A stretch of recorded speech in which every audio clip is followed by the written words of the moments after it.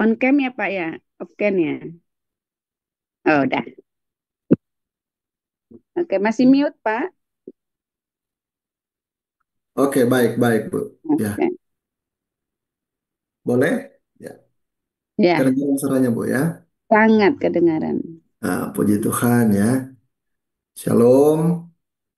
Ya, senang sekali bisa bersama-sama lagi dengan Bapak Ibu yang hari ini, pagi ini, Minggu pagi, yang masih penuh semangat, antusias, ya. Kita akan sharing sama-sama. Terima kasih Pak Mardi dan tim yang telah memberikan kesempatan kepada saya untuk bisa sharing firman Tuhan pada hari ini. Nah, hari ini saya rindu sharing firman Tuhan tentang diperlengkapi dalam kekuatan kuasanya. Saudara, kenapa kita butuh diperlengkapi dalam kekuatan kuasanya? Jadi hidup ini, hari-hari hidup ini kita begitu banyak tantangan, kita begitu banyak eh, tekanan, kita ada begitu banyak hal-hal yang kita hadapi di hari-hari ini. Makanya kita butuh kuasa dari Tuhan. Kita butuh diperlengkapi lewat kekuatan kuasanya. Dan kekuatan kuasanya ini, saudara, saya taruh 3 alasan kenapa kita butuh kekuatan itu dari Tuhan. Kenapa kita diperlengkapi. Nah, alasan pertama, yaitu kekuatan manusia itu ada batasnya. Saudara dan saya itu ada batasnya. Kita dibatasi oleh batasan-batasan manusia, saudara. Mazmur 33 saya taruh ya. Mazmur 33 ayat 16 sampai 19 katakan begini. Seorang raja tidak akan selamat oleh besarnya kuasa. Seorang pahlawan tidak akan tertolong oleh besarnya kekuatan. Kuda adalah harapan sia-sia untuk mencapai kemenangan, yang sekalipun besar ketangkasannya tidak dapat memberi keluputan. Sesungguhnya mata Tuhan tertuju kepada mereka yang takut akan Dia, kepada mereka yang berharap akan kasih setianya, untuk melepaskan jiwa mereka daripada maut dan memelihara hidup mereka pada masa kelaparan. Jadi saudara bisa bayangkan firman Tuhan di Mazmur 33 katakan bahwa raja saja tidak selamat oleh besarnya kuasa. Artinya ada batasan. Padahal kita tahu bersama di waktu kitab ini ditulis, raja itu penuh kuasa. Perkataan raja itu adalah kuasa. Apa yang dikatakan raja itu adalah hukum. Apa yang raja katakan itu harus dilakukan. Tetapi Mazmur 33 katakan seorang raja tidak akan selamat oleh besarnya kuasa. Seorang pahlawan tidak akan tertolong oleh besarnya kekuatan. Kuda adalah harapan sia-sia untuk mencapai kemenangan. Kalau kita tahu sendiri di zaman itu ketika banyaknya kuda dalam peperangan itu menentukan sebuah kemenangan. Karena di peperangan di zaman itu adalah bagaimana kereta kuda yang dimiliki itu merupakan faktor penentu. Tapi kebenaran Tuhan bilang apa? Kuda harapan sia-sia untuk mencapai kemenangan. Artinya apa, saudara? Kekuatan manusia ada batasnya. Makanya di Ulangan 8 ayat 17 katakan begini. Maka janganlah kau katakan dalam hatimu kekuasaanku dan kekuatan tanganku lah yang membuat aku memperoleh kekayaan. Artinya apa Bapak Ibu sekalian? Kekuatan manusia ada batasannya. Sehebat-hebatnya saudara, sehebat-hebatnya kita, sekuat-kuatnya kita, apa yang kita miliki hari ini. Itu ada batasan. Kekuasaan yang kita miliki, jabatan yang kita miliki, kekayaan yang kita miliki, ada batasannya. Dan kita tidak selamat oleh apa yang kita miliki itu. Usaha kita untuk mencapai keselamatan tidak akan membawa kita kepada keselamatan itu sendiri. Kenapa? Karena hanya percaya kepada Yesuslah satu-satunya jalan untuk mencapai keselamatan. Kekuatan manusia, usaha kita, upaya kita untuk mencapai keselamatan itu tidak bisa membawa kita pada keselamatan itu. Jadi mengapa kita butuh kekuatan kuasa dari Tuhan? Karena kebenaran pertamanya, kekuatan manusia ada batasnya. Alasan kedua, saudara, kelemahan adalah tempat Tuhan bekerja. 2 Korintus 12 ayat 19 katakan begini. Tetapi jawab Tuhan kepadaku, cukuplah kasih karuniaku bagimu, Sebab justru dalam kelemahanlah kuasaku menjadi sempurna. Sebab itu terlebih suka aku bermegah atas kelemahanku supaya kuasa Kristus turun menaungi aku. Istilahnya saudara, bila gelas kosong, maka dia bisa diisi dengan air. Kalau gelas ini terisi oleh kesombongan, gelas ini terisi dengan apa yang kita miliki, apa yang kita banggakan, dan apa yang membuat kita jauh dari Tuhan, bagaimana kuasa Tuhan itu akan bekerja? Jadi Tuhan mau supaya kita jadi pribadi yang otentik di hadapan Tuhan, kita jadi pribadi apa adanya. Kenapa? Karena orang yang rendah hati adalah teladan pemuritan sejati. Orang yang rendah hati adalah teladan pemuritan sejati. Kalau dalam pemuritan, ketika kita sudah merasa paling hebat lebih dari yang lain, bagaimana kuasa Tuhan akan bekerja? Makanya penting sekali ketika kita di dalam pemuritan, kita harus jadi pribadi yang otentik, pribadi yang apa adanya, pribadi yang ketika ada kelemahan, dia mau mengakui, dia tidak merasa hebat lebih dari yang lain. Supaya apa, saudara? Kuasa Tuhan bisa bekerja. Orang yang lemah lembut, orang yang rendah hati, kuasa Tuhan bekerja di sana. Tapi kalau orang yang sombong, kuasa Tuhan bagaimana mungkin bekerja? Bagaimana kuasa Tuhan akan bekerja sempurna kalau orang itu masih berdiri dengan kekuatannya sendiri? Dia masih merasa hebat dengan kekuatannya sendiri. Kuasa Tuhan tidak bekerja. Padahal dia sudah babak belur, saudara, dengan kehidupan ini. Dia sudah babak belur dengan kehidupan ini. Dia sudah capek dengan kehidupan ini. Tapi persoalannya adalah orang yang sombong. Dia tidak mau mengakui kelemahannya. Dia tidak mau cerita apa adanya dalam teman-teman dekoram dia komunitas pemerintah. Sehingga kuasa Tuhan tidak bekerja sempurna dalam kehidupan. Makanya firman Tuhan hari ini berkata bahwa cukuplah kasih karuniaku bagimu sebab justru dalam kelemahanlah kuasaku menjadi sempurna. Tuhan mau supaya kuasanya sempurna dalam kelemahan kita. Alasan terakhir, sudah alasan ketiga, ketika kita menanti-nantikan Tuhan, kekuatan baru akan menjadi milik kita. Yesaya 40 ayat 31 katakan, tetapi orang-orang yang menanti-nantikan Tuhan mendapat kekuatan baru. Mereka seumpama Raja Wali yang naik terbang dengan kekuatan sayapnya. Mereka berlari dan tidak menjadi lesu. Mereka berjalan dan tidak menjadi lelah. Hanya orang-orang yang menanti-nantikan Tuhan dia mendapatkan kekuatan baru. Saudara bayangkan Raja Wali ketika mengalami badai, mengalami angin keras, dia tidak down tetapi malah dia menari atas badai itu, dia terbang tinggi. Nah, saudara bayangkan Tuhan memberikan perumpamaan tentang Raja Wali yang naik terbang dengan kekuatan sayap menghadapi badai kehidupan. Sama dengan kita, ketika kita menghadapi badai kehidupan, kalau kita menanti-nantikan Tuhan, kita mendapatkan kekuatan baru.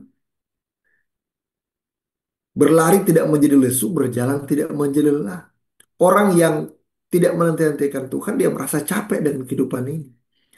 Dia merasa, "Oh Tuhan, kenapa kehidupan saya begitu banyak masalah, masalah dengan keluarga, hubungan dengan suami, dengan istri, dengan anak, dengan tetangga. Semua dia ada begitu banyak persoalan, konflik terus terjadi, hutang di mana-mana, dia belum mendapatkan pekerjaan, dia stres."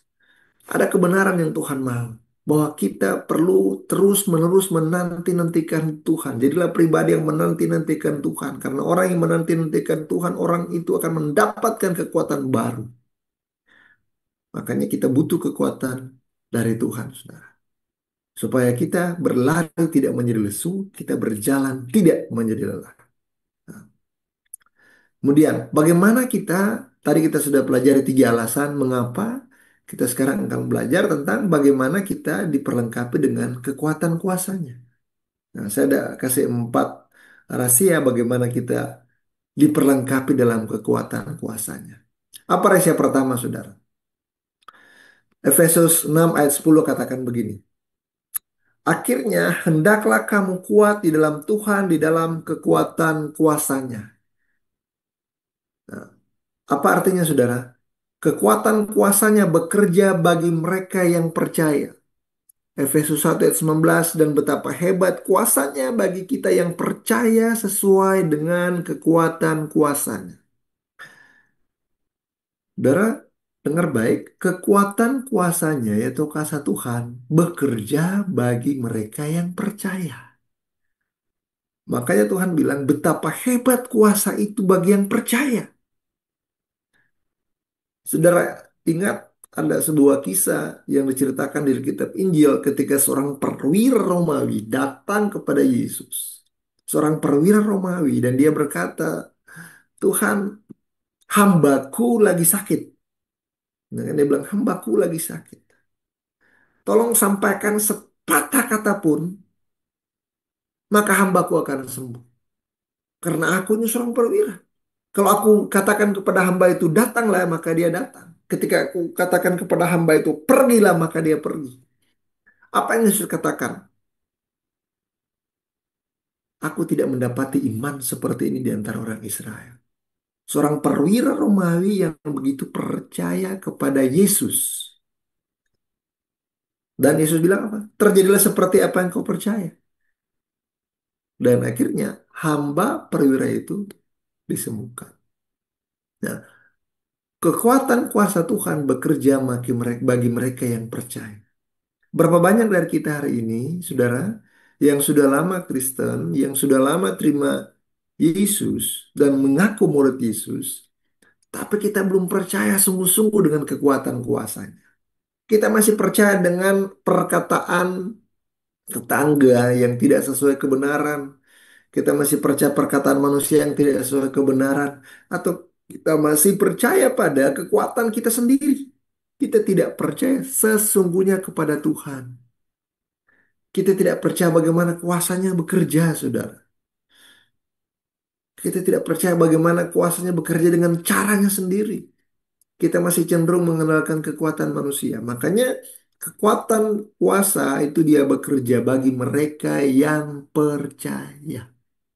Apakah hari ini kita percaya atau tidak? Atau hari ini kita masih setengah-setengah percayanya, saudara?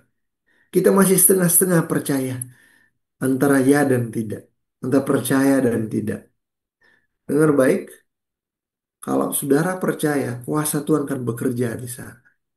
Jika saudara percaya, kuasa Tuhan nyata di sana dan hebat kuasanya. Makanya poin pertama, kekuatan kuasanya bekerja bagi mereka yang percaya.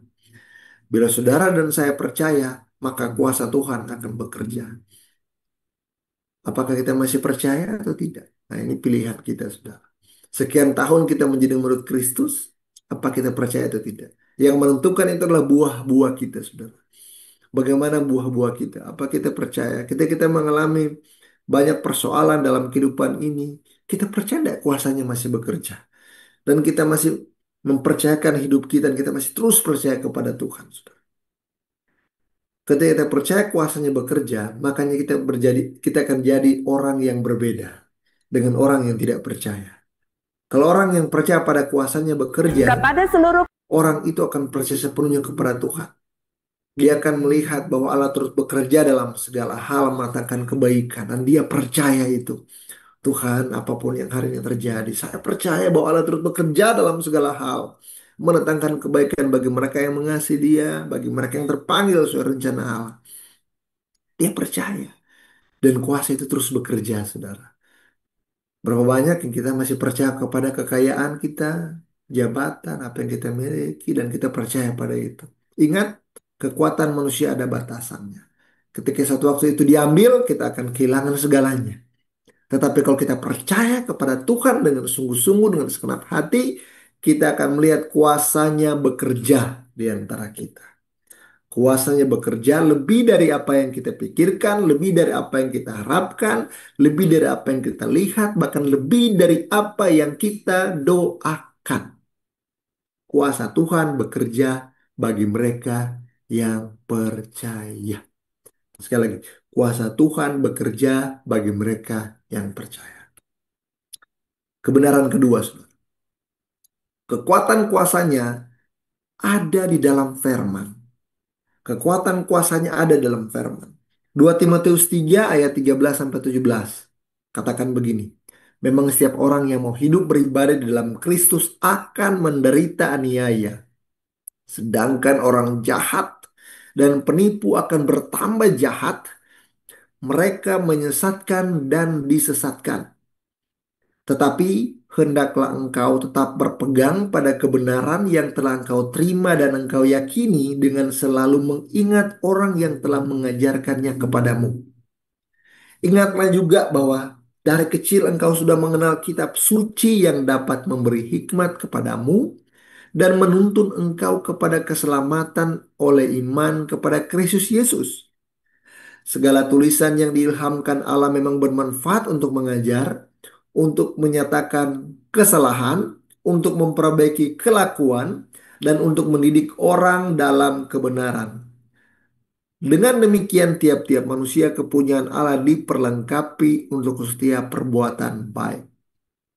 Saudara, kekuatan kuasanya ada di dalam firman Tuhan. Saudara lihat di 2 Timotius 3:13. Orang yang mau beribadah dalam Kristus Yesus akan menderita aniaya. Ini sudah disampaikan saudara kebenaran Tuhan de Timotius dalam kitab Timotius ini. Orang yang menderita, orang yang mau beribadah akan menderita aniaya. Jadi jangan saudara berpikir begini. Oh, saya sudah Kristen, Pak. Kristennya fine-fine aja ya. Kristennya ya enak-enak aja Kristen. Tapi saudara paham bahwa yang mau beribadah dalam Kristus akan menderita aniaya. Orang jahat dan penipu akan bertambah jahat. Mereka menyesatkan dan disesatkan. Berarti saudara bayangkan dunia hari ini sedang mengalami yang hal-hal yang seperti ini. Orang yang mau beribadah dalam Yesus kok mengalami aniaya. Rumah ibadahnya mungkin gak diizinkan. Dia mau beribadah kepada Tuhan dihalang-halangi.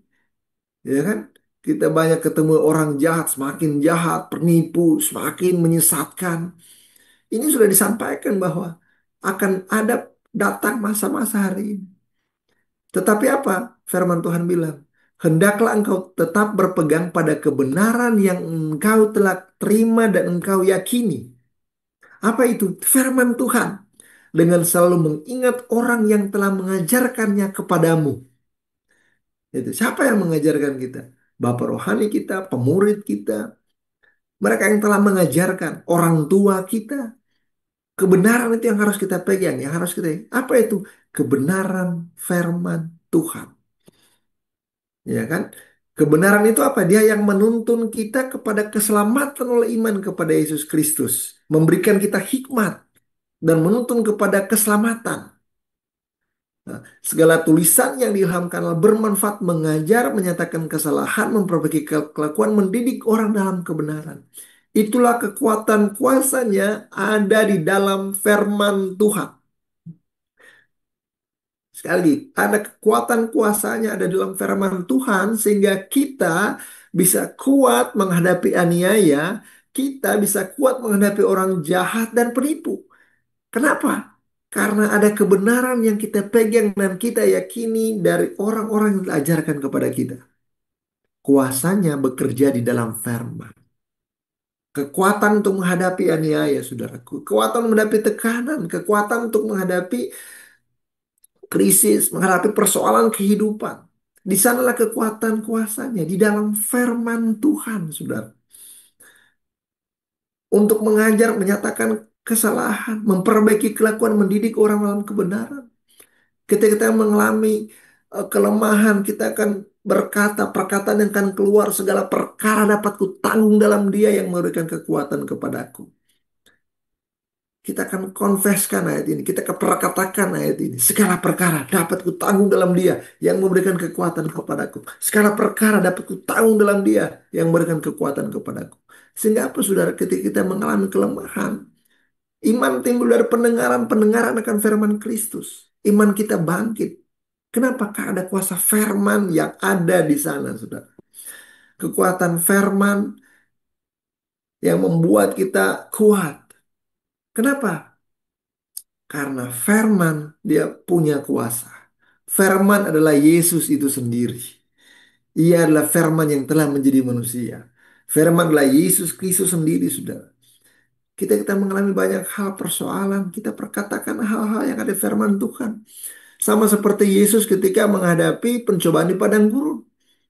Ketika iblis bilang, engkau ubah batu ini menjadi roti. Tuhan bilang, orang setiap manusia tidak hidup dari roti saja, tapi setiap firman yang keluar dari mulut Allah. Artinya apa? Firman yang keluar dari mulut Allah. Firmanlah menjadi kekuatan ketika menghadapi si iblis, menghadapi si jahat. Firman memiliki kekuatan kuasa. Allahku akan memenuhi segala keperluanku menurut kekayaan dan kemuliaannya dalam Yesus Tuhan. Ketika kita mengalami persoalan, problem keuangan, kita confesskan ayat ini. Allahku akan memenuhi segala keperluanku menurut kekayaan dan kemuliaannya dalam Yesus Tuhan. Saudara, perkatakan ayat ini. Sehingga saudara akan timbul iman, saudara. Saudara akan timbul iman dan iman itu akan memberikan kekuatan kepada saudara. Iman itu di dalam firman Tuhan yang akan menuntun saudara kepada kebenaran, memberikan saudara kepada hikmat. Bukan saudara perkatakan yang lain, tapi perkatakanlah firman. Firman mengandung kuasa. Kuasanya itu nyata dalam firman. Makanya ketika saudara mengalami persoalan, perkatakanlah firman. Firman akan menjadi kekuatan saudara. Yang ketiga, saudara.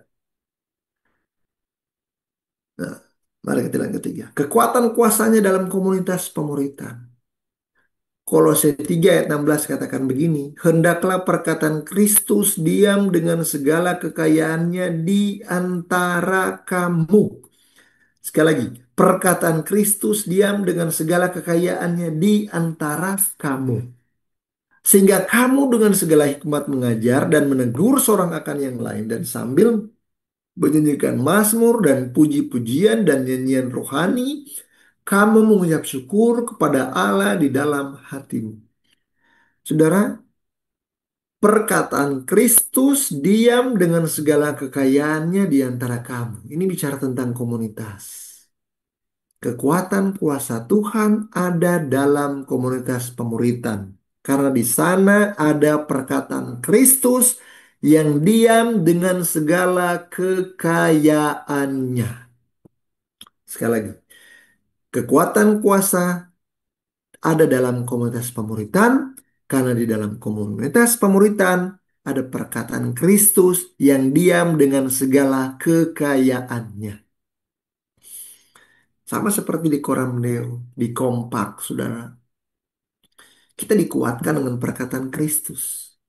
Kita mendengar orang bersaksi bagaimana dia melewati masa-masa sukar dalam hidupnya dan Yesus tetap ada di sana menolong dia. Kita akan merasa dikuatkan.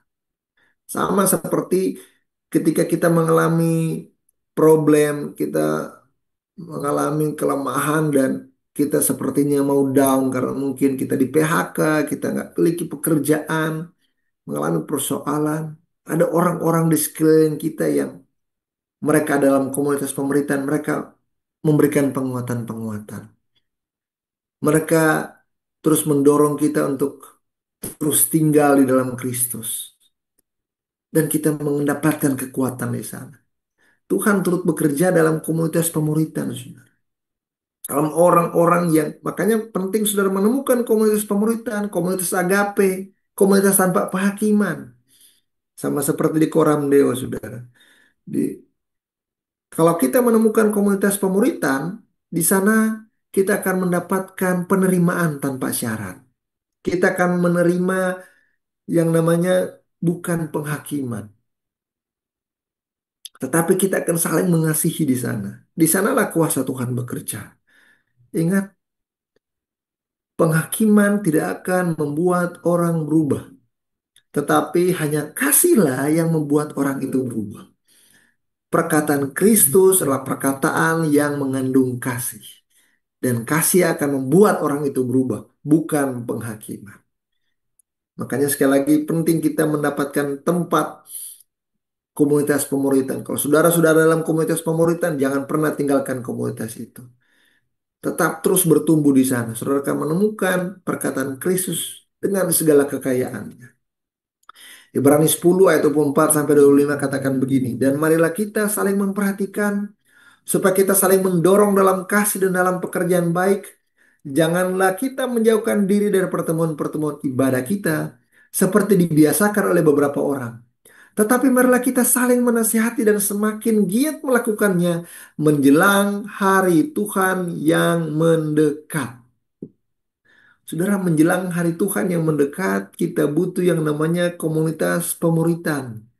Kenapa? Karena dalam komunitas pemuritan kita akan saling menasehati. Kita saling mendorong dalam kasih dan dalam pekerjaan baik. Ingat, menjelang hari Tuhan yang mendekat, orang-orang mulai dingin kasihnya. Menjelang hari Tuhan yang mendekat, kita akan melihat banyak orang yang mulai hilang kasih mula-mulanya. Menjelang hari Tuhan yang mendekat, kita melihat banyak orang yang mulai egois. Menjelang hari Tuhan yang mendekat, kita melihat banyak orang yang mulai hidup dengan dirinya sendiri individualistis.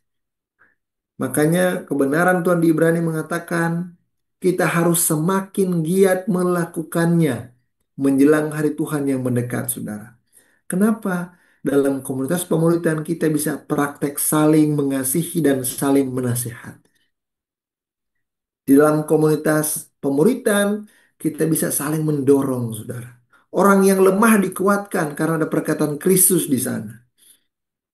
Jangan kalau saudara ketemu dengan komunitas arisan misalnya yang hanya memikirkan uang, komunitas arisan, bukan arisan gak baik, tapi ada komunitas tertentu, contoh ini contoh saudara, komunitas yang gosip yang dimana bukan komunitas pemuritan, akhirnya, oh kok saya di sana tidak bertumbuh. Mana komunitas saudara mendapatkan komunitas orang hanya bicara kiri, bicara kanan, bicara gosip, bicara ini, ya sudah tidak mendapatkan kekuatan di sana.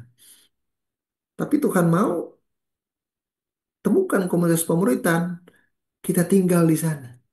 Komunitas di kompak, saudara, di Koram Deo, dalam pemuritan, keluarga rohani, saudara, temukan di sana. Supaya apa, saudara? Saudara mendapatkan kekuatan. Kekuatan Tuhan bekerja di sana dalam komunitas pemuritan. Saya, saudara, mengalami persoalan beberapa waktu yang lalu dan saya pernah cerita dalam kesempatan di tempat ini. Ketika saya mendapatkan persoalan masalah dalam pekerjaan saya, ada orang-orang yang terus mendorong saya, yang terus mengasihi saya, yang terus memberikan kekuatan kepada saya. Ketika dalam pekerjaan saya mengalami demosi, ketika dalam pekerjaan saya mengalami downgrade, ada komunitas pemuritan di Koram Deo, di Kompak, teman-teman Pak Mari dan kawan-kawan memberikan kekuatan kepada saya. Ada orang-orang yang Tuhan utus untuk memberikan doanya, menasihati saya, mengasihi saya, dan saya akhirnya bisa bertumbuh sampai hari ini. Kenapa? Karena saya menemukan yang namanya komunitas pemuritan. Dan yang terakhir, saudara, kekuatan kuasanya ada dalam ketaatan. Saudara, Yakobus 1 ayat 4 katakan begini, dan biarkanlah ketekunan itu memperoleh buah yang matang, supaya kamu menjadi sempurna dan utuh dan tak kekurangan suatu apapun. Kebenaran terakhir, kekuatan kuasanya ada dalam ketaatan.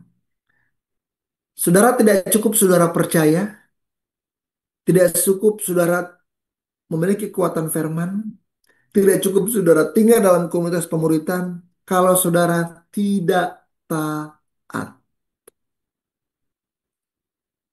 Kenapa? Ketika saudara taat, saudara menjadi sempurna dan utuh dan tak kekurangan suatu apapun.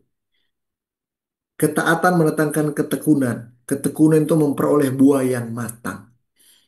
Sama seperti perumpamaan yang Tuhan sampaikan. Ada orang mendengarkan firman dan melakukan, ada orang mendengarkan firman dan tidak melakukannya. Dia seperti orang bodoh yang mendirikan rumahnya di atas pasir. Datanglah badai, datanglah angin, hancurlah rumahnya dan hebatlah kerusakannya. Tetapi ada orang yang taat, dia mendengar firman dan dia melakukannya.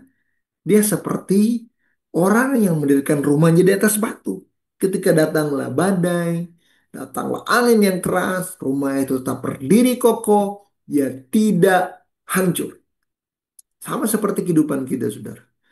Kalau kita menjadi pribadi yang taat dalam firman, apapun goncangan, tantangan dalam kehidupan kita akan tetap berdiri kokoh di dalam firman-Nya.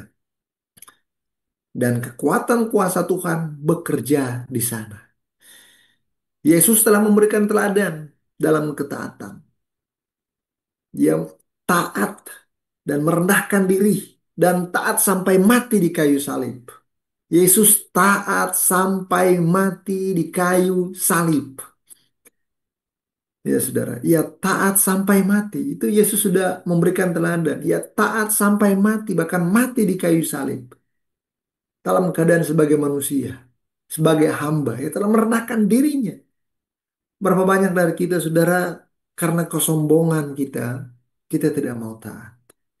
Karena kita terlalu sombong dengan apa yang kita miliki. Kita terlalu sombong dengan apa jabatan kita, kekayaan kita, posisi kita, ego kita. Sehingga apa, saudara? Kuasa Tuhan tidak bekerja di sana. Tidak mau ketaatan. Kita tidak memiliki ketaatan, saudara. Tidak mau taat. Kenapa? Karena ego itu masih ada, saudara. Firman Tuhan bilang, ampuni. Saudara bilang, oh Tuhan, kenapa saya harus ampuni? Sakit yang saya dapatkan. Yang saya dapatkan hari ini sakit. Saya tidak bisa. Dia harus merasakan apa yang saya rasakan. Mata ganti mata, gigi ganti gigi. Itu yang saudara mau. Padahal Tuhan mau taat. Taat apa? Mengasihi. Saudara hanya mau jadi enak-enak jadi Kristen. Tapi kebenaran Tuhan mengatakan bahwa taat. Ketaatan itu, saudara, butuh penderitaan. Hancurkan ego saudara supaya saudara mau taat. Ketika orang tampar pipi kiri, Tuhan bilang berikan pipi kanan. Ketika orang meminta baju, Tuhan bilang berikan juga jubahmu. Ketika orang berjalan 1 mil, memintamu berjalan 1 mil, Tuhan bilang apa? Berjalanlah 2 mil. Lebih dari apa yang diharapkan. Hukum manusia bilang begini, aduh balas, harus dibalas. Musuh kita harus dibalas. Apa yang musuh lakukan harus dibalas. Tapi Tuhan bilang berkati dan doakan musuhmu. Sesuatu hal yang berbeda. Kalau kita mau taat, saudara, kita akan mendapatkan kedamaian di sana. Kekuatan kuasa Tuhan bekerja di sana. Makanya penting sekali lagi kita mau taat. Supaya kita mendapatkan kekuatan kuasanya. Kekuatan kuasanya bekerja di dalam orang yang percaya. Saya kasih kesimpulan, saudara. Kekuatan kuasanya bekerja bagi mereka yang percaya. Benar pertama. Kebenaran kedua, kekuatan kuasanya ada dalam firman. Kekuatan kuasanya dalam komunitas pemuritan. Kekuatan kuasanya ada dalam ketaatan. Jadi kalau saudara mau mengalami kekuatan kuasa Tuhan. Jadilah orang yang percaya, bukan orang yang tidak percaya. Yang kedua, jadilah orang yang hidup di dalam firman. Maka kuasa Tuhan akan bekerja sempurna di sana. Dan yang ketiga, hiduplah dalam komunitas pemuritan. Kalau saudara belum temukan komunitas pemuritan, saudara bisa hubungi, ada nomor-nomor telepon yang ada di sini, saudara. Ada orang-orang yang bisa menuntun saudara untuk masuk dalam komunitas pemuritan. Di kompak-kompak, di koram Deo, saudara, di orang-orang yang sudah dipakai Tuhan, para pembina-pembina rohani, para pemurid-pemurid, mereka dipakai Tuhan untuk bisa menolong saudara. Dan saudara akan mendapatkan kekuatan kuasa dalam komunitas pemuritan. Saya dimuridkan saudara sejak 2010. 15 tahun saya mengalami pemuritan. Dan saya akhirnya menemukan kekristenan sejati ketika saya tinggal dalam komunitas pemuritan. Sebelumnya sudah lahir Kristen. Saya merasa bahwa saya masuk gereja itu adalah sebuah kewajiban dan bukan bagian dari orang yang dimuridkan. Hanya sekedar rutinitas saja, formalitas. Ketika saya di komunitas pemuritan, saya menemukan kekristenan yang sejati. Menjadi murid Yesus dalam komunitas pemuritan. Yang terakhir, kekuatan kuasanya dalam ketaatan. Ketika saudara menjadi pribadi yang taat, saudara akan melihat kuasa Tuhan bekerja di sana. Jadi empat hal ini saudara, saya mau bagikan pada saudara pagi ini untuk saudara merasakan kekuatan kuasa Tuhan bekerja. Kekuatan kuasa Tuhan bekerja sempurna di dalam saudara. Saya mengalami persoalan banyak hal, saudara. Saya mengalami masalah banyak hal. Tetapi ketika saya mengalami empat hal ini, saya betul-betul menemukan yang namanya kelepasan. Saya menemukan yang namanya kemenangan, saudara. Kenapa? Karena saya mendapatkan kekuatan kuasanya bekerja. Terima kasih, Tuhan Yesus memberkati.